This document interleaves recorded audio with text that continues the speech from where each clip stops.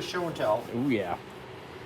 And I'm changing it up again a little bit tonight just because there's a good story to tell here about systems and how they function and how they need to be maintained. This is cylinder head off of that 1956 Alfa Romeo Giulietta. It's actually a Type 101. I've driven that car. And this is the cylinder head. This is actually a later model engine from maybe 1965 or so. Really cool engine configuration. You know, if you're into engine nomenclature and you want to, you look at engine architecture and what you call various things, this is known as a cross flow head because it's upside down right now. So we got to flip it in your head. But this is the intake side. So the charge, there's a two-barrel carburetor here and another one here. The charge goes in here, travels up and in this case down into the combustion chamber on the intake side, and then leaves the head going this way. So the flow of the head is across. Now this is important because it allows to make these ports really big. So these are very, very large intake and exhaust ports relative to the engine size. This is a 1.6 liter engine, 1600 cc's. Yeah, I said that right. So, here's this engine, little tiny engine. So this is 800, this is 400 cc's right here, one cylinder, the size of like a 7-horse lawnmower engine. Well, this engine makes like 122 horsepower. And that's even in 1965, 1.6 liter engine, and it's making the power of a 6-cylinder overhead valve engine that is literally twice its size. So, which would be that 200 cubic inch 6 from Ford, about the same amount of horsepower. Yeah, this one's more fun though. This one's way more fun. It does a much more efficient job of getting the air in this side and out this side. Because it can process that combustible mix more effectively, which is known as volumetric efficiency, it makes more power. It makes more power at higher RPMs. You're able to move more air through. And it's small, so it doesn't have the same drag as the larger engine, frictional losses. So more of the power that it makes gets to the rear end, which is why this makes 122, 125 horse, and a 300 cubic inch or 200 cubic inch engine makes about the same amount of horsepower in a more conventional American configuration. These engines were around in the 50s. Hemispherical heads were not invented by Chrysler. They're actually copies of other engines that were used in World War II. And that's what this is. This is a hemispherical head engine or Hemi head engine. And it is a double overhead cam. There's a camshaft. Let's do this. There you go. There we go. This is my intake camshaft. This is my exhaust camshaft. And this specific configuration is known as, you're waiting, aren't you? Shim under bucket, as opposed to shim over bucket. Am I done talking about shims and buckets? Okay. That's what I was waiting for. So now it's a very compact valve train, doesn't have a lot of weight in it, and as a result you can spin it to higher RPM, at a much higher speed. And this engine regularly turns to 6,500 RPM, whereas an American overhead valve engine of the same vintage is pretty much done at about 4,500 RPM. So these spun quite a bit more, quite a bit higher in RPM. Now the reason this thing is on the bench and not on a car, and that's the reason we're all here, has to do with the complaint, which was, I've got coolant coming out of my exhaust pipe. They didn't say, is that a bad thing? They said, that's a bad thing, and we have to figure it out. So he went through a diagnostic process to see this is a coolant passage. It's part of the intake manifold, and it's used to preheat this intake manifold section here. And on this intake manifold, it's heavily corroded right here.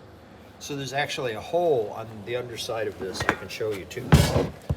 So it's corroded all the way through right there. So this has got to get fixed. Got a guy for that. Yeah, we got a guy for that. That's aluminum? Pardon? It's aluminum? Yes, yes. So this has to be welded and it has to be super clean and to be free of any sort of contaminants or you have issues.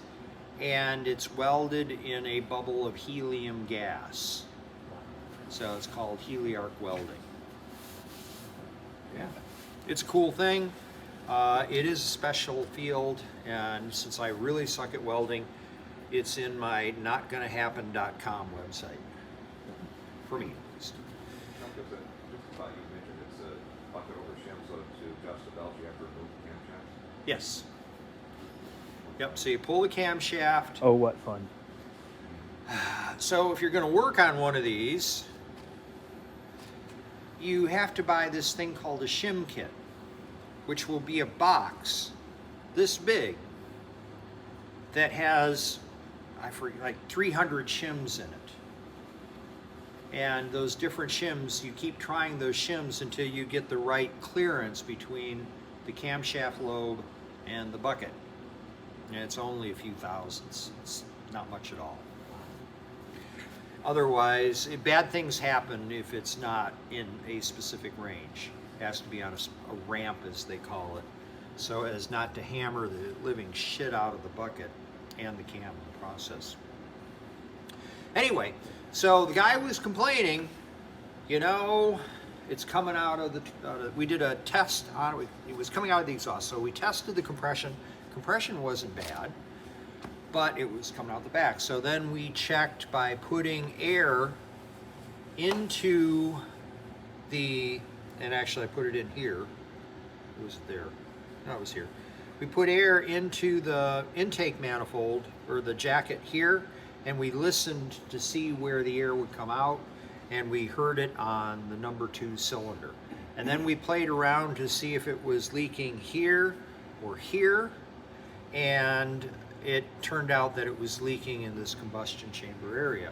So we didn't know why at that point. So we decided we had to pull it apart and look. Now, what you see here, I'm going to flip this up. Well, tell them how many hours you guys have in getting this off. Well, no, we're going to because- talk about that. We're going to do Oh, that it all right now. ties together. Okay, so Ties the room together. when aluminum rusts, my grandmother swore up and down that aluminum rusts. And she was right. But it was because she thought it was because she bought this metal shed, this steel shed, and painted it with aluminum, therefore it was aluminum, and it wouldn't rust. Of course it rusted, so therefore aluminum rusted. That works. Anecdote. Good one. Thank you. Anyway, so it turns out that aluminum does rust. This white stuff that you see here is aluminum oxide. It's a white powdery substance that is oxidation or rust on aluminum. This is an aluminum alloy head. It turns out the studs themselves are steel. Now there's this thing called a nobility chart in metals. You know, you get down to stainless steel and not much harms it. Up here, magnesium, you get it hot enough, it literally burns. And it's a really cool flame, by the way. It is cool. It's really cool. It sparks and shit. It's really cool. Anyway, if you're up here, the other thing that's not too far from magnesium is zinc. It's used as a sacrificial anode to reduce the effects of galvanic corrosion. Big mouthful, isn't it? Can you translate? No. That was a good answer, actually. It just means that electrons will flow from the less noble metal to the more noble metal, and the lesser metal sacrifices itself. It goes away. That's Vanishing. a sacrificial anode. In this case, this corrosion, there's corrosion all around the head studs here, not as much on this side, but on the intake side. Part of, never mind. Gets into coefficients of thermal expansion. It gets really weird. So it's really rusty in here, aluminum rust. And you can see it here in the gasket. And this is really amazing. This gasket was in there, I gotta remember now. Just like that, this front of the engine here. So this is all corroded as well. This is a metal gasket, a steel gasket. And this thing just went to town. Well, corrosion, by its very nature, because it's a combination of oxygen and the metal that corroded or oxidized, it's bigger. It's fit, at an atomic structure or an atomic level, it's a bigger molecule. Did I say that right? Atom. It's a bigger atom. FeO2 is bigger than Fe, by big atom. So you bring that stuff together, it gets fat. In this case, it literally pushed the head away from the block far enough that coolant was able to leak in. That's nuts. We think that the leak path is here. It's a little dirty, but we can pass it around if you want to look at it. You want to look at it? Yeah, this thing's pretty cool. It is pretty cool. This is a failed head gasket, and it's failed on the number 2 fire ring. I'll grab a towel here so you can walk it around that way without getting too dirty. So Chuck, I had a 73 Vega with an aluminum head, and all I ever heard was aluminum heads will warp. You don't want an aluminum head. Is that accurate? No. Wasn't the whole Vega Yeah, maybe it was the whole engine. Okay, that just the discussion of the metallurgical failure of the Vega is 2 hours. It actually has to do with That goes on for another session. it's really a long. Essentially, the granular structure of the aluminum changes if you overheat the engine, and it turns the walls of the engine to not quite silly putty, but a lot softer than the original aluminum that was there. So is this like a hard cardboard with a circular This is a metal? composite gasket, so it has a felting of sorts on either side, and then there's a metal sandwich in the middle. This one also has a little bit of silicone squirted on it or applied. You can see it looks like blackout instead of whiteout. And that helps the gasket seal.